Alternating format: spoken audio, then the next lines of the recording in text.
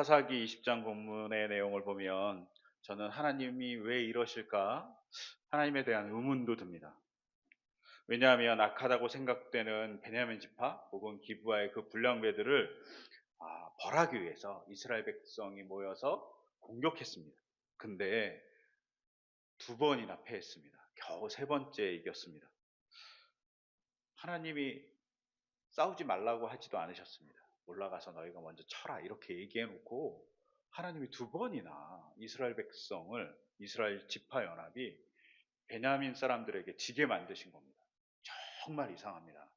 심지어 베냐민 지파의 군대가 26,700명입니다. 근데 이스라엘 지파 연합의 군대는 40만 명이에요. 15배나 많아요. 근데도 졌어요. 정말 이상합니다. 왜 이러셨을까라는 궁금증이 들었습니다. 요걸 잠깐 얘기하기 전에 지난주에 얘기했듯이 기브아 사람들은 악한 행동을 했습니다. 레인의 첩을 데려다 자기의 재미를 위해서 그 여인을 학대하고 폭행을 가했습니다. 야다라는 게 성적인 문제뿐만 아니라 히브리어 야다가 알다란 뜻이지만 성적인 관계를 갖는다는 뜻이기도 하지만 내가 즐겁기 위해서 누군가를 갖고 놀다라는 뜻도 갖고 있어요. 우리가 이런 일 가끔 하잖아요.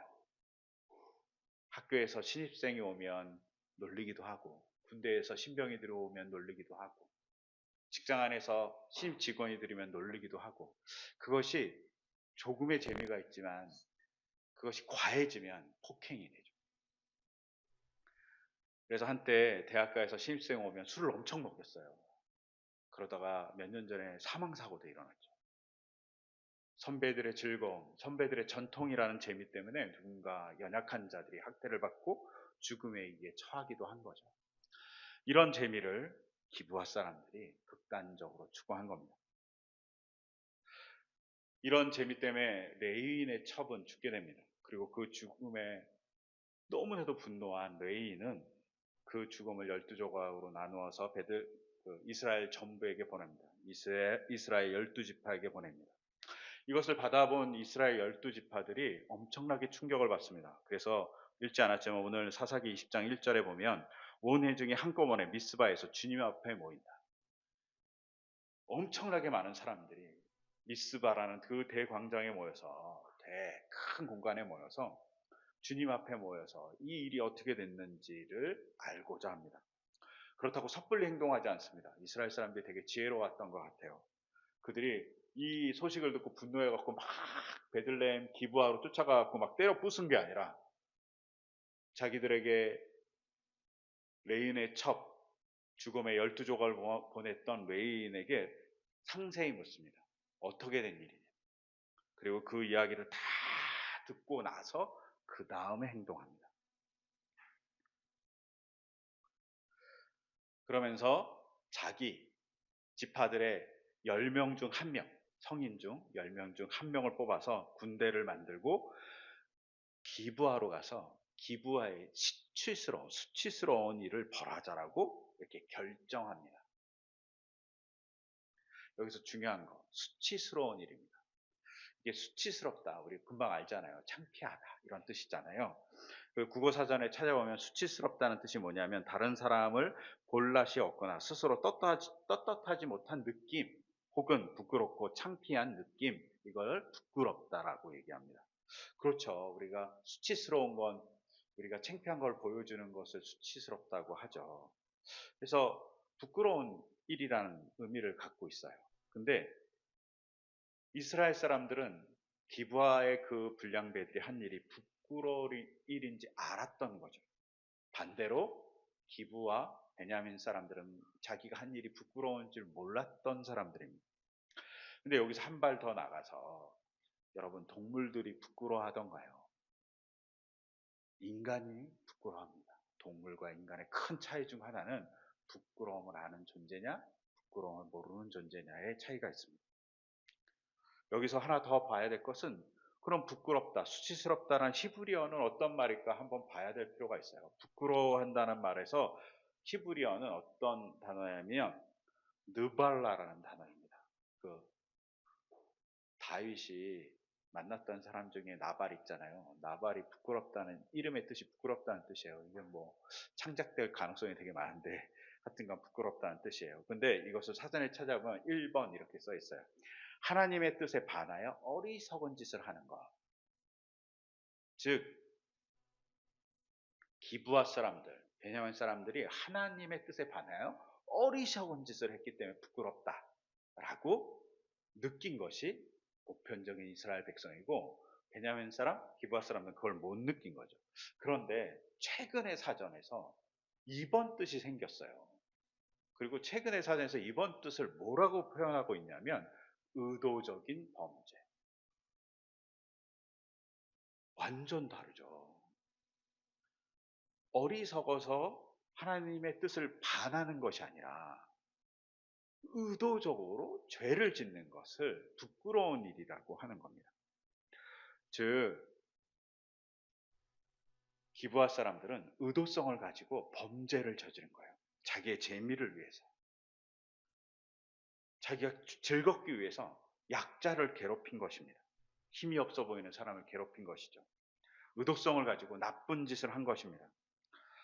우리가 유명한 사람 중에 간디라는 사람이 있잖아요. 인도의 간디. 간디가 사회적으로 7가지의 죄악이 있다고 얘기했어요. 그 중에 하나가 양심 없는 쾌락입니다. 쾌락을 즐기는데 양심이 없을 때 그것이 죄악이라고 얘기했습니다.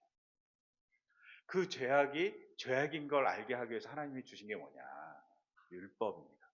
그래서 오늘 읽었던 로마서 3장 20절에서 하반절에 보면 율법으로는 죄를 인식한다고 얘기하고 있습니다. 율법을 통해서 우리가 뭘 할 수 있어요? 뭐가 죄인지 압니다. 뭐가 죄인지 나쁜 일인지 알아가는 것이 사실은 어른이 되어가는 과정인 것. 생각해보세요. 어른이 되었는데 막 아무데나 똥을 싸거든요. 냄새도 날 뿐만 아니라 부끄러운 일이고 모든 사람에게 어려움을 주는 일이겠죠. 무엇이 부끄러운지 알아가는 것, 무엇이 누군가에게 불편함인지 알아가는 것이 우리가 성인이 되고 어른이 되고 그리고 정상적인 사람이 되는 것입니다. 근데 그걸 모르는 거죠. 누가 베냐민과 기브아 지파의 일부의 분량을 모르고 있었던 것입니다. 우리말로 부끄러움에 해당하는 말이 되게 많아요. 수치, 창피, 민망, 면국, 그리고 아이들이 많이 쓰는 쪽, 그 다음에 망신, 후함치, 뭐 염치 없음 등 우리나라 말에 부끄럽다를 표현하는 단어가 엄청 많아요. 즉 우리는 부끄러움을 잘 아는 거죠. 영어 단어는 기껏해 한 3개 정도 있어요. 어, 이렇게 가장 유명한 게 샤이잖아요. 그 다음에 다른 것도 몇 개 있지만 그래도 몇 개 없어요. 즉 부끄러움을 아는 것이 어른이 되고 또 죄인이라는 인식을 갖는 기독교적인 사고를 갖는, 되게 사소하지만 제가 평일 아침마다 출근을 해요. 그러면 지하철 3개 노선을 탑니다. 가장 먼저 4호선을 탑니다. 4호선은 정말 사람이 많아요. 야, 정말 아침마다 이렇게 창문이 딱 열리는 순간 탈 수 있을까? 이런 생각이 들죠. 앞에 이미 사람이 서 있어요. 꽉 차서. 근데 탈 수 있습니다. 타잖아요. 사람이 이렇게 쭈그러드는 것 같은 느낌이에요. 사람이 이렇게 압축팩에 들어가고 쭈그러들었다가 내릴 때쯤 다시 사람이 이렇게 다시 팽창하는 느낌? 그래갖고 팽창한 상태에서 다시 2호선을 탑니다. 2호선은 정말 여유로워요. 제가 타는 구간은 너무 감사하게. 그래서 쭈그러들어서 좀 펼 수 있어요. 그러고 나서 왕십역에 가서 수입분당선을 탑니다. 왕십역이 수입분당선의 출발역이기 때문에 사람들이 많이 이제 무슨 기대를 갖고 있어요? 앉아서 가는 기대를 갖고 있어요. 엄청 이제 출발역에 줄이 쭉 서 있습니다. 근데 어김없이 정말 매일같이 어김없이 그 줄을 무시하는 사람이 있어요. 진짜 매일 아침 있어요. 줄을 무시하고 자기가 줄을 만들어. 그리고 가서 앉아버려. 문이 열리면 들어가서 앉아버려요. 아니면 어떤 사람은 줄에 서 있다가 갑자기 튀어나와서 줄을 무시하고 다 줄을 서서 들어가는데 자기 혼자 먼저 들어가 버려. 들어올 때가 있어요. 그 사람이 이렇게 앉아서 하는 거예요. 근데 어느 하루 이걸 진짜 못 봤던 청년이 한 분 계셨던 거예요. 그래갖고 어느 분이 새로 줄을 만들었어요. 성인 남자분인데 백팩을 메고 있어요. 그러니까 이 청년이 그 어른이 딱 들어가니까 백팩을 자꾸 뒤로 당겨워요. 근데 이 어른도 무한하고 청년은 뭐 정의로운 일을 했다고 생각해서 당당히 살았어요. 어른은 진짜 어찌할 바를 몰라서 이렇게 뺑뺑뺑뺑 돕니다. 참 보면서 민망하다 이런 생각을 했어요. 왜 이럴까요? 안고 싶은 욕구가 강하기 때문에 이 안고 싶은 욕구로 뭘 하냐? 타인이 애써서 줄 서서 만든 그 줄을 파괴합니다. 타인이 줄 서서 자기의 편안을 만들려고 했던 안전함과 편안함을 빼앗는 일이기 때문에 이거 별거 아니지만 사실 이 속에 자기의 재미, 자기의 욕구를 충족하기 위해서 남의 편안을 빼앗는 질서를 파괴하는. 만약에 이 질서를 파괴하는 일이 계속 되잖아요. 그럼 어떻게 되겠어요? 지하철 문 앞에 줄 서는 이런 질서를 애써서 지킨 사람들이 있기 때문에 그나마 혼잡이 사라진 거예요. 그 혼잡을 사라지게 하는 그 아름다운 질서를 파괴하지 않기를 소망해요. 이런 일은 사실은 운전할 때 더 쉽게 발생해요. 운전할 때는 왜 이런 일이 더 쉽게 발생하냐? 내 얼굴이 안 보이잖아요. 그러니까 어디 램프로 나가야 돼요. 그래서 줄을 길게 서 있어요. 그런데 가끔 어떤 차들은 램프 끝에 가고 이렇게 딱 들어오는 차들이 있어요. 길을 몰라서 들어오는 차도 있지만 양채같이 들어오는 차들도 있죠. 왜 그렇게 할까요? 만약에 그 줄에 사실 자기 얼굴을 다 드러내고 서 있다면 절대 그렇게 못할 사람들이 많아요. 근데 차는 자기 얼굴을 보여주지 않아요. 자기가 양심 없는 짓을 해도 약간 숨을 수 있어요. 그러니까 운전할 때 더 이런 일이 훨씬 많이 벌어져요. 우리에게 양심을 주신 것이 율법. 그 양심 갖고 살아가라고 우리에게 하나님이 길을 준 거죠. 근데 그 양심을 갖지 못한 사람들이 누구냐? 바로 오늘 우리가 봤던 베냐민 지파의 사람들, 기브아의 불량배들입니다. 이 불량배들을 벌하기 위해서 이스라엘 백성이 첫 번째 한 일은 뭐냐면 40만 명의 군대가 모여서 쳐들어간 것이 아니라 기브아에 모여서 기브아에 찾아갑니다. 그리고 야 너희들에게 잘못한 기브아 불량배들 있잖아. 그 사람들 내놓으라고 우리가 벌하겠다고 얘기합니다. 하지만 기브아 사람들은 벌하지 않습니다. 그리고 내놓지도 않습니다. 심지어 베냐민 지파 사람들은 적반하장격으로 어떻게 하냐? 이스라엘 연합 지파 40만 명 같은 맞짱 뜬다고 맞짱 뜨기 위해서 사람들을 모았습니다. 그리고 그들과 대적하기 시작합니다. 이때 중요한 것이 있습니다. 지난주도 얘기했지만 사사기 19장 29절에 보면 레위 사람이 자기 첩의 주검을 12조각으로 내서 11지파에 보낸 게 아니라 12지파에 보냈어요. 즉 베냐민 지파에 보냈다는 거예요. 그럼 베냐민 지파 사람들은 레위의 첩의 주검을 반성해야 되는데 반성하지 않았어요. 양심이 없는 거예요. 또 사사기 19장 30절을 보면 이렇게 기록되어 있어요. 그것을 보는 사람마다 이구동성으로 말하였다. 이스라엘 자손이 이집트에서 나온 날부터 오늘까지 이런 일이 일어난 적도 없고 또 본 일도 없다. 이 일을 깊이 생각하여 보고 의논한 다음에 의견을 말하기로 하자라고 이스라엘 사람들이 충격을 받아요. 이런 일을 본 적이 없어요. 이런 나쁜 일을 이렇게 얘기합니다. 여기서 중요한 건 깊이 생각하자는 단어가 그냥 우리 골똘히 생각해보자 이런 게 아니라 이 사태를 어떻게 대처할지 계획을 좀 짜봅시다 이런 뜻이에요.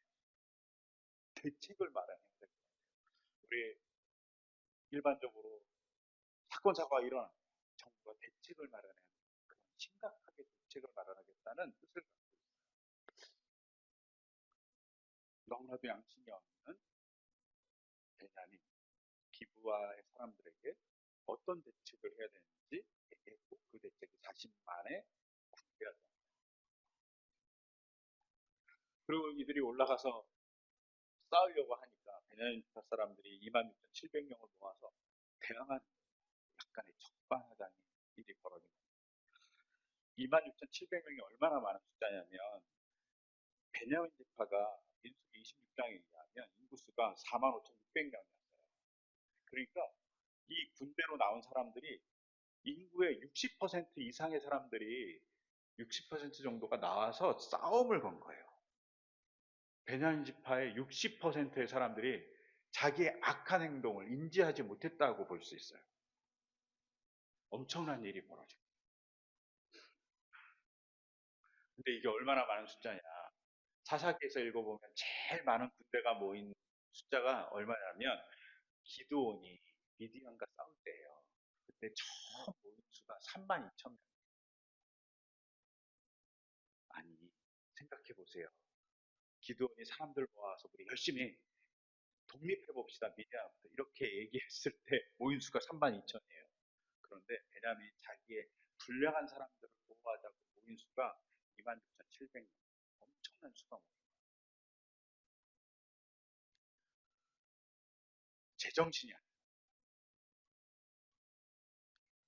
그리고 그 제정신이 아닌 베냐민 지파가 자기 앞에 40만 대군이 있는데도 불구하고 자기의 기브아 사람들을 혼내지 않기 위해서 이스라엘 연합 지파와 싸웁니다. 근데 놀랍게도 조금 전에 얘기한 대로 첫 번째 전투에서 이스라엘 백성이 패합니다. 이때 이스라엘 백성이 그냥 전투하러 올라간 게 아니에요. 이때 이스라엘 백성이 전투하기 전에 하나님께 올라갑니다. 베델에 올라가서 하나님께 여쭤옵니다. 왜냐하면 베델에 번개가 있었던 곳으로 보이고 그 번개가 있던 베델에서 하나님 우리가 어떻게 해야 됩니까? 하면서 이렇게 여쭤봅니다. 우리 가운데 어느 지파가 먼저 올라가서 베냐민 자손과 싸워야 합니까?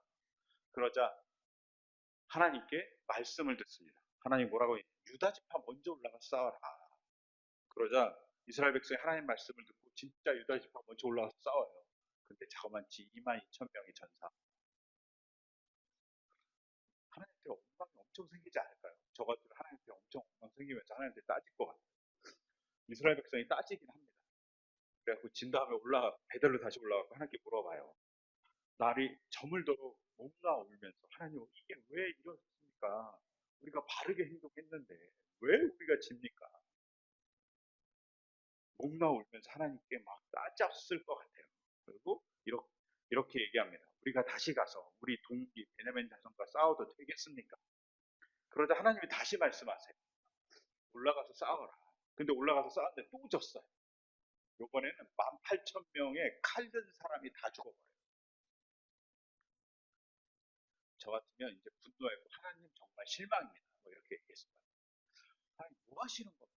뭐 이렇게 얘기했을 거예요. 그런 심정이었었겠죠. 세 번째 이스라엘 백성이 베델로 다시 올라가요. 그리고 다시 올라가서 목 놓아 울면서 하나님께 묻는데 금식하면서 묻는다고 배웠어요. 그러면서 이렇게 얘기합니다. 우리가 또 다시 올라가서 우리 동기 베냐민 자손과 싸워도 되겠습니까? 아니면 그만둬야 하겠습니다. 이번에는 그만둔다는 얘기가 포함됩니다. 그러자 하나님이 다시 답변을 줍니다. 올라가라. 내일은 틀림없이 내가 그들을 너희 손에 넘겨주겠다. 그리고 세 번째 전제가 겨우 베냐민 지파 싸움에서 이스라엘 지파야들이 승리하게 됩니다. 제가 이 장면을 읽을 때는 언제나 궁금했어요. 하나님 세 번까지 하셨어요. 그 베냐민 지파가 나쁜 짓을 했는데 그것을 혼내주겠다고 그렇게 일어났는데 그 운은 별로 그렇게 등한시하고 하나님이 4만 명이나 되는 사람을 죽게 만드셨어요. 모인 사람의 10분의 1이 죽은 거예요. 엄청 고민이 됐습니다. 그러다가 성경 뭐라고 얘기할까? 이 세 번의 전투에 대해서. 네, 세 번의 전투에 대한 어떤 정확한 언급은 없어요. 왜 이렇게 하셨는지. 그냥 고민하고 신학자들이 뭐라고 얘기했는지에 대한 여러 이야기를 보면서 두 가지 추측이 가능했습니다. 첫 번째는 이스라엘 백성의 질문들에 있습니다. 그 답이. 첫 번째 질문이 뭐냐면 우리 가운데 어느 지파가 먼저 올라가서 베냐민 자손과 싸워야 합니까? 너무 당연한 싸움이라고 생각한 거예요. 이 전투에 우리가 가서 싸우는 것이 당연하고 눈에는 눈, 이에는 이라는 태도로 베냐민 지파를 처벌하면 돼라고 생각합니다. 이 질문에는 싸움을 해야 됩니까? 말아야 됩니까?의 우선적인 하나님의 허락에 대한, 하나님의 의견에 대한 질문이 없습니다. 즉 자기가 결정했어요. 이미 내 마음대로 싸울 거야 라고 결정한 겁니다. 가끔 부모님들이 아이들한테 깜짝깜짝 놀랄 때가 있지 않습니까? 아이들이 통보해요. 나 이거 할 거예요. 상의 없이. 그럼 깜짝 놀라잖아요. 그러면서 언짢아지잖아요. 왜? 상의해야 될 일을 통보하니까요. 우리는 가끔 하나님한테 상의해야 될 일을 통보합니다. 하나님 이렇게 해주세요. 하나님 이렇게 할 거예요. 이렇게 통보해요. 정말 중요한 일이고 당연한 일이지만 우리는 가끔 물어보게 됩니다. 제가 대학생 때 잠깐 장애인 친구들을 만난 적이 있어요. 근데 장애인 친구들을 만날 때 휠체어를 타신 분한테 물어보라고 그랬어요. 당연한 거지만 제가 휠체어를 밀어드려도 됩니까? 당연히 밀어드려야 될 상황이에요. 근데 물어보라는 거예요. 그래서 왜 물어보라고 그러냐? 그분의 의사가 중요하다. 그렇죠. 그분이 이동할 권리를 가졌는데 내 마음대로 이동시키는 거예요. 그러지 말라 시가 그렇게 하지 말라고 그러시더라고요. 그때 처음 알았습니다. 아, 의견을 물어보는 것이 중요하다. 근데 가끔 부모도 아이에게 의견을 물어보지 않고 마음대로 결정합니다. 아이들의 인격적인 존재인데 이렇게 결정해서 너 이제 이렇게 라고 얘기하는 것도 무리한 일이라고 가르치잖아요. 부모가 아이를 존중하는 것은 당연한 일을 물어보는 아이도 당연한 일을 부모에게 물어보는 의견의 존중감이 있어야 돼요. 근데 심지어 하나님께 이스라엘 백성이 그 존중감을 갖지 않았습니다. 또한 두 번째 질문에서 좀 봐야 될 건 뭐냐면 우리가 다시 가서 우리 동기 베냐민 자손과 싸워도 되겠습니까? 라고 물어보는 이 질문에 첫 번째 질문과 두 번째 질문에 크게 바뀐 게 있습니다. 하나는 베냐민 지파와 싸워도 되겠습니까? 라고 이제는 싸움의 유무를 묻습니다. 허락받아야 되는 일이구나 라는 것을 묻습니다. 아무리 합당한 일이지만 묻습니다. 태도가 바뀌었습니다. 근데 또 하나 바뀐 게 있죠. 베냐민을 향해서 뭐라고 얘기합니까? 우리 동기라고 얘기합니다. 이게 개역 개정에는 어떻게 표현되어 있냐면 나의 형제라고 번역되어 있어요. 저는 개인적으로 개역 개정의 번역이 여기서는 좀 더 낫다고 생각해요. 히브리어도 나의 형제예요. 뭐 동기일 수도 있지만 나의 형제가 낫다고 생각해요. 근데 여기서 중요한 건 우리의 형제가 아니라 나의 형제로 기억합니다. 히브리어에서 1인칭 시각 아니면 단수 시각으로 얘기할 때는 공동체적인 시각이 있어요. 그리고 복수로 얘기할 때는 개별적인 관계라고 생각하는 시각이 있어요. 즉 베냐민을 어떻게 보냐? 공동체 안에 있는 존재로 나의 형제.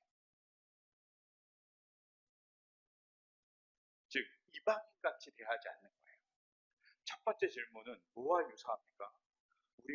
우리 가운데 어느 지파가 먼저 올라가서 베냐민을 쳐야 합니까? 라는 질문은 이스라엘 지파가 가나안 땅에 처음 들어와서 여리고 아이성을 제외하고 가나안 땅을 전복할 때 질문했던 질문과 똑같아요. 온니엘의 질문입니다. 갈렙의 질문입니다.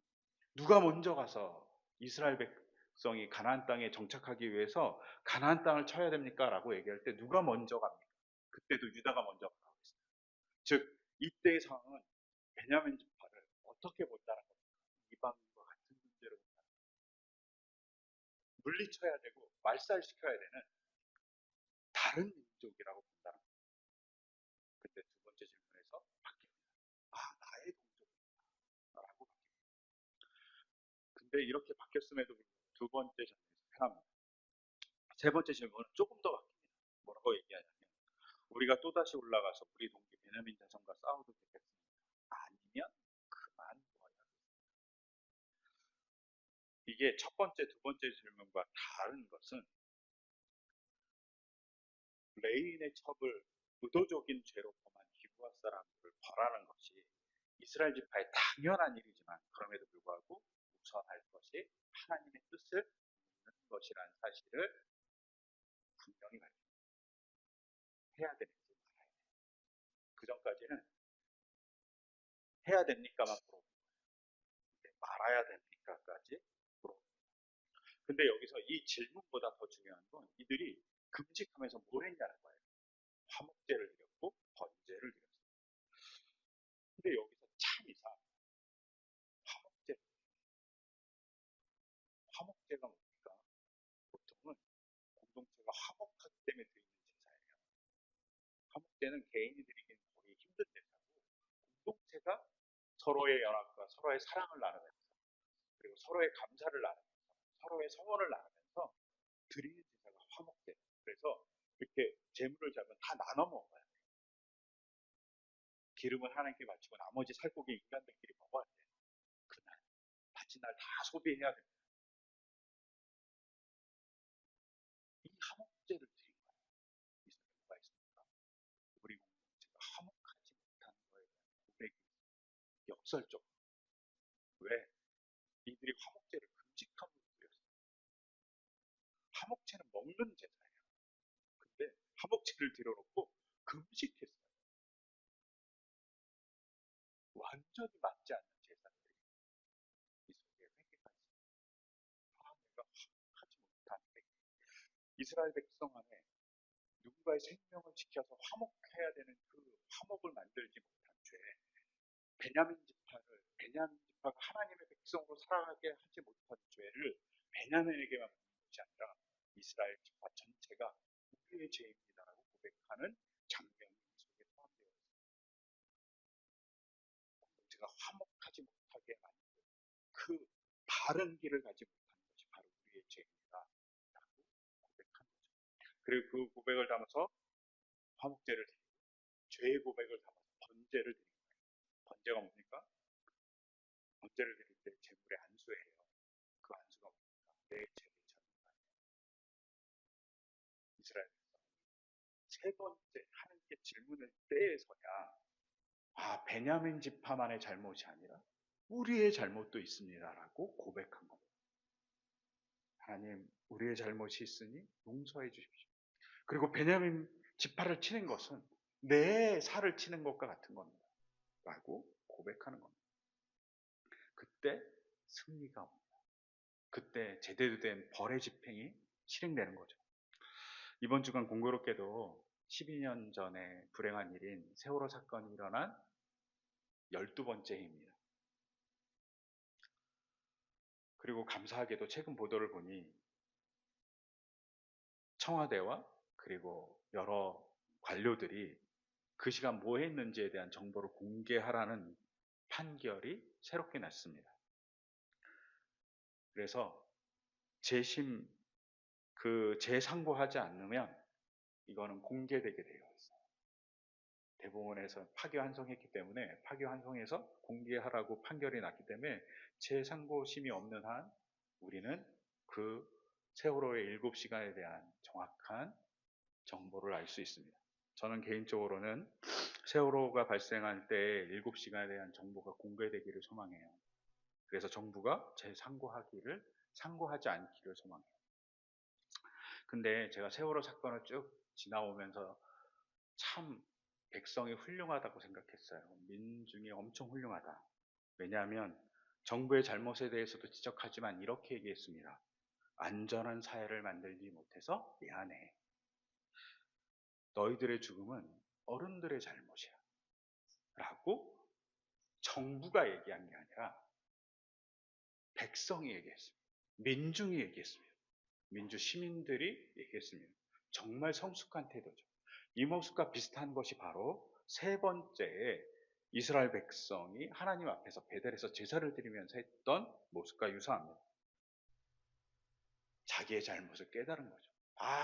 너 잘못했어. 너의 잘못을 없애야 돼. 라고만 얘기하는 것이 아니라 너의 잘못은 나의 잘못이기도 해라고 고백한 겁니다. 공동체성을 회복한 것이죠. 그리고 베냐민을 단순히 적이 아니라 나의 형제라는 말을 통해서 나의 잘못을 인식한 겁니다. 저는 이 속에 또한 예수님을 보게 됩니다. 예수님이 인간이 되신 건 인간이 되어서 고통을 받는 것이 아니라 인간과 같이 되신 겁니다. 인간화 되신 거죠. 이것을 신학적으로 동일하라고 얘기합니다. 동일하게 인간이 되셔서 인간과 같이 되셔서 인간의 죄를 짊어지신 것이 단순히 그래 내가 어린 양이 되어서 짊어질게가 아니라 내가 너의 인간의 죄를 책임져 주는 존재로서 같이 있다는 것을 보여주는 겁니다. 부모가 아이가 잘못하면 책임져요. 아이가 물건을 파손하면 부모가 그것을 대신 배상해 줍니다. 왜요? 아이가 나와 같이 살아가는 존재이기 때문입니다. 하나님이 인간의 죄를 책임지셨어요. 동떨어진 존재가 아니라 인간과 같이 살아가는 존재라는 사실을 보여줍니다. 인간의 죄를 그냥 단순히 짊어지시는 것이 아니라 부모와 같이 책임지는 분이라고 옆에서 인간이 되심으로 보여주신 겁니다. 그래서 인간이 되신 거죠. 마태복음에서 얘기하신 것 같이 말입니다. 우리가 자각해야 됩니다. 율법은 악한 것이 무엇인지 알려줍니다. 그리고 그것을 깨달아서 우리가 온전히 하나님의 사람으로 살아가기는 길을 열어줍니다. 근데 그것이 잘 되지 않을 때 그 죄를 짊어지시는 분이 주님이심을 그리고 우리임을 기억해야 됩니다. 우리가 예수님의 성육신을 본받아서 사랑을 본받아서 서로의 죄를 짊어질 때 인간 사회가 하나님의 바라시는 하나님의 나라가 되어갈 것입니다. 남의 잘못을 남의 잘못만이 아니라 나의 잘못으로까지 인식하는 것, 그것이 바로 성육신의 자리에 동참하는 일이라고 생각합니다. 그리고 조금 전에 얘기한 사사기 20장 이스라엘 백성이 온전하게 하나님의 백성이 되는 길을 걷는 그 길과 맞닿아 있습니다. 우리가 그런 인식을 갖는 백성들이고 그런 인식을 받는 기독교인을 소망합니다. 그때 하나님이 꿈꿔왔던 나라가 바로 이 땅에 이루어질 겁니다. 그런 하나님의 역사를 기대하며 그리고 우리가 그런 하나님의 사랑을 본받아서 예수님의 행동을 본받아서 각자의 십자가를 잘 지는 우리의 삶이 되기를 소망합니다. 십자가를 진다는 것, 고육을 지는 것뿐만 아니라 누군가의 죄를 짊어져 주는 일이기도 합니다. 그 일을 서로 잘 짊어져 가기를 소망합니다. 이것을 통해 우리가 하나님 나라를 만들어 가길 소망하며 이 모든 것 생각하면서 제가 기도드리겠습니다. 하나님 아버지, 이스라엘 백성이 베냐민 지파의 죄를 자기의 죄로 인식함으로 인해서 이스라엘 백성이 제대로 된 길로 가는 첫 발을 띄웠습니다.